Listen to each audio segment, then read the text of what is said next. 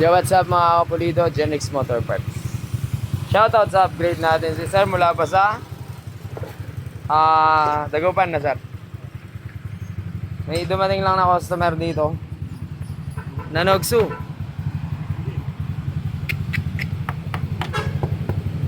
Wait, tignan lang natin kung anong problema niya mga kapulido.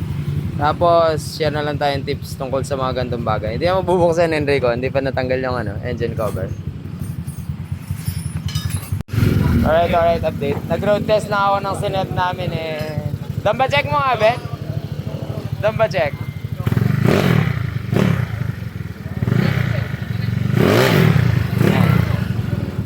So, nakakalas na ni Jericho yung ating ang problema ng motor na to. So, ito charger. Sunog charger. Yun, no? So, usual nangyayari naman talaga sa mga charger ito is ito kasing white yellow na wire is talagang mainit. Ayan. Nasunog din dito. Ang white yellow na wire kasi is galing sa stator is masyadong mainit talaga yan. So, kaya kami kapag ka nagpo-full wave kami ng Mio Sporty is yung white at saka red white tsaka yellow is dinodoble namin yung wire niya. Yan nogsu. So ang nangyari dito malamang is nung nag-init yung wire binandel pa magkakasama yung negative, positive tsaka yung light coil. Nung nag-init yun malamang nalusaw nagdikitan na yung mga wire lalo yung galing sa battery kaya nasunog siyang malala. Yan di ba? Grabe talagang umapoy siya sa loob Ayan So beware po sa paggawa ng full wave. Tulad niyan. Mas okay doble yung wire. Tsaka ang ginawa niya dito is siksik lang Ayan, sunog to yung sa black line. So pinull wave to. Tapos yun nga. Mas okay. Doble niyo yung wire papunta dito sa black.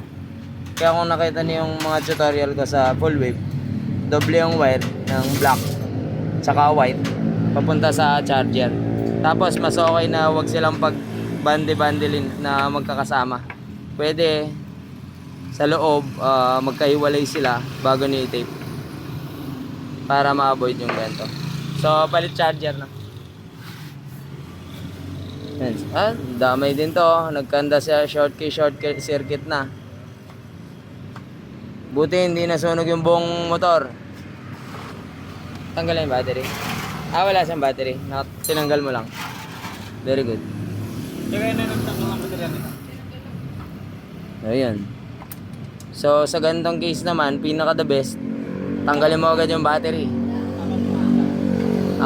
Tanggalin mo agad yung battery para tumigil yung short circuit. Kasi yung short circuit, malakas talaga makapagsunog yan ng wiring. So CDI, stock salty. Hindi naman basta-basta tatamaan yan kasi nag short circuit lang. Pero lang kung mapapasukan ng baligtad ang CDI. So sure ako hindi yan. So palitan lang natin charger, tapos testingin na natin kung okay. Putulin mo na to lagyan natin ng doubling wire para safety siya. Yung update mga kapulito. So naayos na ni Jericho. At pati yung dito nadamay. Buti na lang, napakaswerte pa. Tangki na to. Dito yung sunog. Buti na lang kasi karamihan talaga nasusunog talaga yung buong motor. So safety sa wiring, napaka-importante ng wirings. So yun, doble para hindi ma-overload. Tapos direct splice talaga. Minsan sa socket nagmumula yung So kung obserbahin natin to, sa dugtungan din siguro lack of pagkaka-splice. Pero yan nag-init yung wire. Wala ba siyang fuse? may fuse naman. Malamang yung charging talaga nag-init dyan. Yung damay na lang. Yung yellow tsaka pink. Damay-damay na lang na nagkasunugan na. So doon talaga nagsisimula sa stator. Yung kuryente galing sa stator, mataas na voltage at amperahe yan. Maabot yan ng 100 kapag kabirit na birit 100 volts. Ano yun, sir? Alright, update mga kapulito. So, testingin mo na, Jericho, tapos testingin natin ang kanyang charging. Yun! Ayos. So, in-observe din yung wiring pagka may umiinit. Tapos, syempre, kailangan mong testerin para malaman yung yun, oh.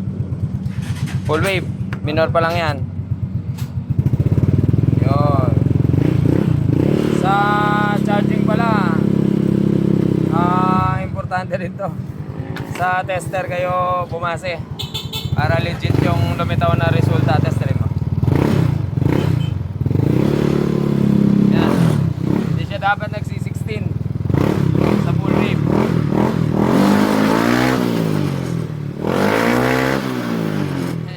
Naglulus yung hawakan mo.